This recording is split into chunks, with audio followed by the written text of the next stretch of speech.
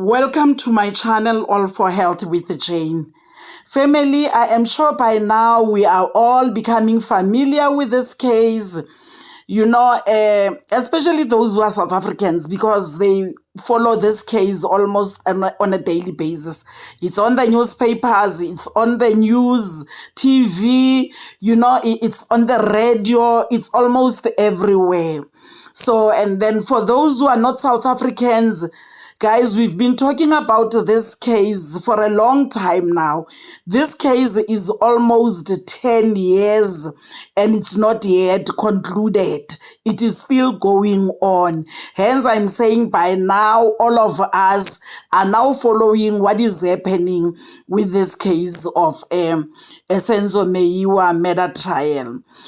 We have accused number 2 by the name Bongani Ntanzi. These men, they are a total of 5 in all. And they are on this trial as suspects for the murder of the South African Bafana national team captain Senzo Meyiwa. Senzo Meyiwa was murdered while visiting his then girlfriend, the South African singer and dancer Kelly Khumalo, at her family home in Vosloorus. Like I've indicated already that it is almost 10 years and the killer are not yet found. This video that we're going to watch and listen to it now, I want us to focus on accused number 2, who is Bongani Ntanzi. Bongani Ntanzi and accused number 1, by the name Muzika Ukulelwa Sibiya. It is alleged these 2 are the only 2 who made confession to the murder of Senzo Meyiwa, and they even pointed out Kelly Khumalo's family home as the place where the killing took place. They made their confession to the police as well as to the previous judge, Judge Maumela. Family, let's go back to Bongani Ntanzi because I want us to concentrate on him on this video. It's all about him today. After making those confessions to the police and later to the judge, making confessions that they took part in the killing of Senzo, today Ntanzi changes and says he was coerced and was tortured by the police. He didn't make any statement. It is the police who have made the statement and made him to sign that statement. That's what Bongani says. Later, after this confession, Ntanzi says, in fact, on that day when Senzo Meyiwa was murdered, Ntanzi says he was at work. He wasn't around Vosloorus. The police only forced him to say that. Otherwise, he was not around Vosloorus. He was at a work in the mines where he was working then. And he says after work, he went to KwaZulu-Natal. So meaning during that weekend, he wasn't home. He was in KwaZulu-Natal. I mean, he wasn't at work. He was at home in KwaZulu-Natal because he's from the rural. And he says he went to KwaZulu-Natal because there was a ceremony there. So he had to attend to that family ceremony. And his former HR manager was called this week. He was called as a state witness to come and testify. Mr. Mulder, who was his HR manager then, he came and gave evidence. He testified that Ntanzi was not at work. Ntanzi left work on the 25th. Remember, Senzo was murdered on the 26th of October. Ntanzi left on the 25th and only came back the following week on the 2nd of November. Okay, family, Ntanzi has lied, and then let's leave it at that. He lied because he said he was at work when he was not there. Then voluntarily so, Ntanzi tells the court that the day Senzo Meyiwa was murdered, he was in KwaZulu-Natal. In case the court wants to prove that he was there, he used his Capitec bank card to make transactions there. Family, it is Ntanzi who told the court to request for his statement and no one else but him. Because he said we can use that as evidence to say I was in KwaZulu-Natal. Maybe Ntanzi thought the court was not going to request for his statement at the bank. I don't know. Bongani Ntanzi's Capitec statement comes. Mr. Baloyi, Advocate Baloyi, ensures that that statement comes.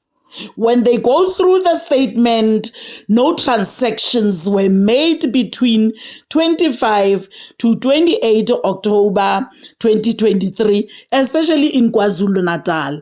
So there was no transaction, KwaZulu-Natal or Joburg, or where there was no transaction as per the statement. And it even read no uncleared checks during that period, no payment that was made during that period, no withdrawal, nothing, transaction. When this happens, TikTok and YouTube community, they blame it on Advocate Baloyi. Family, I'm not saying Ntanzi is Ntanzi is the one who murdered Senzo Meyiwa. I believe that the statements got nothing to do with the murdering of Senzo Meyiwa. But I'm saying, why the lies? Why the lies? Okay, then let's continue. I don't want to spoil the whole thing. Then the TikTok and YouTube community, they blame it on Baloyi to say another foul play by the Advocate Baloyi. People suspect that Advocate Baloyi has forged this statement. There is no way. Including Advocate Ramosepele. Advocate Ramosepele, when you look at him, he's the one who is representing Ntanzi. You know, he became so frustrated when he realizes that the money for the loan, it's not reflecting on the statement. You know, the frustration was written all over his face. Is it because maybe they all do not believe Ntanzi can lie? I don't know. And family, what if Ntanzi was lying? Let's assume Ntanzi was lying by using that. For me, I say, if Ntanzi was in KwaZulu-Natal, there are many other ways that Ntanzi can prove to the court that, guys, I was there, I'm not lying. So let him bring proof to the court. There's a lot of things that he can say rather than lying and not having facts after that. Family, let's watch and hear what Advocate Ramosepele is saying about his client's Capitec account statement. So, Mr. Ramosepele, what is the objection? My Lord, as I state, my instructions are this. Accused number 2 states that he had certain ceremonies to perform. Therefore, he obtained a loan from this bank, Capitec, to do the work that he was supposed to do. Firstly, we've gone through this, and our accountant has gone through this as well with me. We don't see that loan amount reflected here. If it's not here, then it was never made with a bank. What bank is it? Where you make a loan and it's not reflected in an account. It must be in another account. I mean, this is simple accounting principles. Yes. If you make a loan against an account, yes, it must be reflected in that particular account, unless you make it in another account of a different account number. Then I can understand. Advocate Ramosepele argues about the loan that was supposed to show on Ntanzi's statement. Family, because Ramosepele knew long before that Ntanzi told the court about his going to KwaZulu-Natal on the 26th of October 2014 and using his a bank card at KwaZulu-Natal. Why didn't they become proactive and request for the bank statement long before Advocate Baloyi does this? Okay, let's assume even on the original records of Capitec, the loan has been removed. Let's assume it has been removed, even if they can go and try to get a statement on their own. Then congratulations to Ntanzi, because Ntanzi no longer have a loan with this bank. They can therefore go to Credit Bureau to check Ntanzi's profile. If Ntanzi's profile doesn't have this loan even at the Credit Bureau, then Ntanzi has to tell us the truth. Really, people cannot have connections everywhere. If, let's assume, Baloyi has forged these statements, can Baloyi have connections in the whole South Africa? Let's be real, guys. So, okay, and then and coming to the ceremony. The ceremony that was in Natal, if Ntanzi wants to prove to the court, obviously Ntanzi was not alone at that ceremony. They can get someone from that ceremony, someone from the family, someone from the people who were there, neighbors or whoever. And if truly Ntanzi was there during that period, clearly it shall be evident. Kanti, what's all this about Ntanzi? He says, I was at work. HR manager says, no ways, you were not there. He says, I made transactions in KwaZulu-Natal. Capitec, no. We don't see anything here. He says, I didn't confess to killing Senzo. The police and the judge says, you did. Oh my God, this is just becoming too much. Family, all that Ntanzi has to do now is to tell the truth. Nothing but the truth. The Bible says the truth shall set you free. If somebody paid him to come and lie, then he will go for years in jail for something he did not do. Ntanzi, just tell the truth, my brother. Just tell the truth. You can't say you were at work when you were not at work. You can't say you were in KwaZulu-Natal when you cannot prove it. Can it really be only these transaction statements for you to be able to prove you were at your home during that period? No. Get something.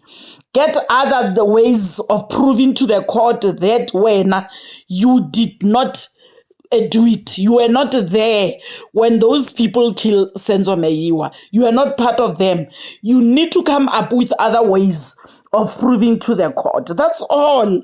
That's all South Africa needs. That's all the court needs. Challenge Capitec, Ntanzi. Go to Capitec. They need to tell you why your loan is not showing, why your loan is not reflecting on the statement. Bring the contract. When you sign for a loan, there are contracts. They give you paperwork, contracts you sign. Bring those contracts to the court. The court must see the contracts to say when you have borrowed money from Capitec. What about the monthly payments?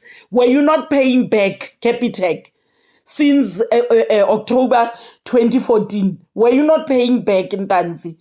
What about that? The statements at home that shows every month when you were paying and they were sending statements. There's a lot that you can bring to the court to prove that you were not there, in case you were not there. Hence, I'm saying if you were paid to do this, then you enjoyed the money. If ever that's the story, then there's nothing we can say, because as South Africans, we feel pity for whoever will go to jail when we know that that person is not the real victim. So please, think about other things.